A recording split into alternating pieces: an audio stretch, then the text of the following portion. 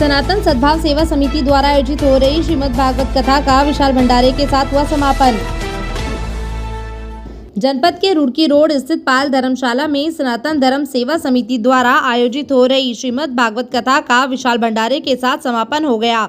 समापन के अवसर पर पंडित सुभाष चंद्र शास्त्री ने कहा कि प्रत्येक व्यक्ति को श्रीमद् भागवत कथा का श्रवण अवश्य करना चाहिए और उसके सार को समझते हुए उन्हें अपने जीवन में भी उतारना चाहिए। पंडित सुभाष चंद्र शास्त्री ने पितृ पक्ष को लेकर कहा कि सनातन धर्म में कोई भी शुभ कार्य बिना पितरों के आशीर्वाद के संपन्न नहीं हो सकता। प्रत्येक वर्ष आने वाला यह समय पितरों की शांति के लिए होता है और सभी को इस दौरान दान पुण्य कर अपने पितरों का आशीर्वाद प्राप्त करना चाहिए। इसी के साथ उन्होंने युवा पीढ़ी को लेकर भी कहा कि युवा पीढ़ी को अपने सनातन धर्म का ज्ञान होना चाहिए और उसकी महत्वता को भी समझना चाहिए, क्योंकि आज की युवा पीढ़ी जब अपने धर्म को सही प्रकार से समझेगी और उसका प्रचार प्रसार करेगी तभी धर्म और देश को मजबूती मिलेगी। कथा के समापन के अवसर पर आयोजित भंडारे में बड़ी संख्या में श्रद्धालुओं ने पहुंचकर प्रसाद ग्रहण किया। इस मौके पर नगर के गणमान्य व्यक्ति भी मौजूद रहे।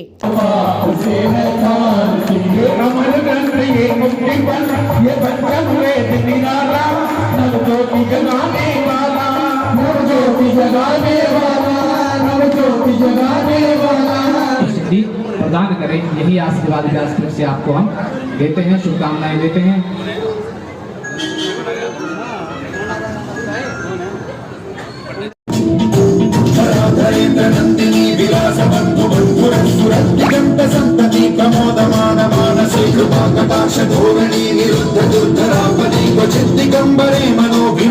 महसूस कर रही हूँ क्योंकि ये तो ऐसे में कथा आपके दर्शन ही हो गए, दर्शन माँ से भगवान के दर्शन हो गए, हम धन्य हो गए। और आप सभी का वृक्ष के नीचे बैठे हैं और पैर के ऊपर पैर रखकर मृगस्याकारं चरणम विवाधा विकासंगया। जी, आपका परिचय? जी, आज यहाँ पर आनंदपुरी मुजफ्फरनगर में सनातन सद्भाव सेवा समिति के द्वारा जो कथा चल रही थी श्रीमद् भागवत की, आज उसका विराम हुआ है। कथा का साप्ताहिक जो विराम की परंपरा है, साप्ताहिक ज्ञान यज्ञ ये था, आज विराम हुआ है। बड़ी संख्या में श्रोता लोग यहाँ पर पधारे हैं और हमने यही उन लोगों से कहा है कि भगवान की चरणों में प्रीति हो और जीवन में प्राप्त को ही पर्याप्त समझकर सदैव सत्कर्म पूर्वक संतोषी व सरल स्वभाव से जीवन का आनंद लेना चाहिए। और हमने जैसा पहले कहा कि पितृपक्ष का ये अवसर है। जीवन में कोई भी मांगलिक कार्य बिना पितरों की प्रसन्नता आशीर्वाद के संभव नहीं है, सिद्ध नहीं है। तो जीवन में पितरों की अनुकंपा हमारे ऊपर बनी रहे तभी हमारे कार्य सिद्ध होंगे। हमें यश प्रसिद्धि आदि जीवन में जो मिलेगी वो पितर के आशीर्वाद अगर साथ होगा तभी संभव है।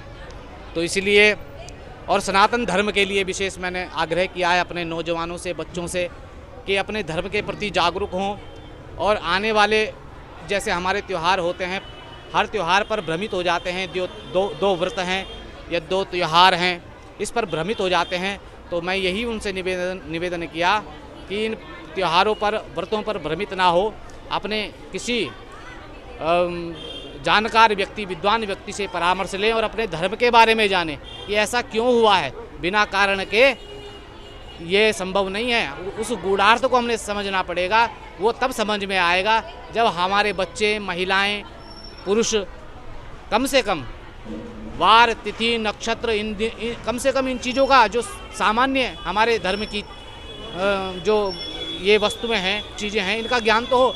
इनका ज्ञान होने से, सामान्य ज्ञान होने से हमारे बच्चों में, पुरुषों में, महिलाओं में उत्कंठा पैदा होगी अपने धर्म को जानने की, उसके गूढ़ार्थ को समझने की।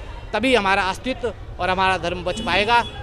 तो कहने का तात्पर्य यह है कि केवल कथा श्रवण करने से या कथा में आने से, भीड़ बनाने से नहीं चलेगा। हमें जो है अपने घर जाकर भी जो कथा सुनी है, अपने धर्म के प्रति बिल्कुल कर्तव्यनिष्ठ होकर अधिकार जमा कर अपने धर्म के लिए हमेशा हर परिस्थिति में आगे आना होगा। जैसे कि कनागत चल रहे हैं, कनागत में बताया जाता है कि कोई भागवत और कोई कुछ जागरण नहीं कर सकते, उसमें क्या कहेंगे? कनागत के लिए मैंने कहा है कि पितरों के लिए सबसे उत्तम जो कार्य है, सत्कर्म है, भागवत में ही कहा गया है कि सत्कर्मम सूचको न्यूनम ज्ञान यज्ञो स्मृतो बुधे के पितरों के द्वारा पितरों की प्रसन्नता के लिए, उद्धार के लिए, उनके मोक्ष के लिए सबसे उत्तम कोई सत्कर्म है तो वो श्रीमद् भागवत है।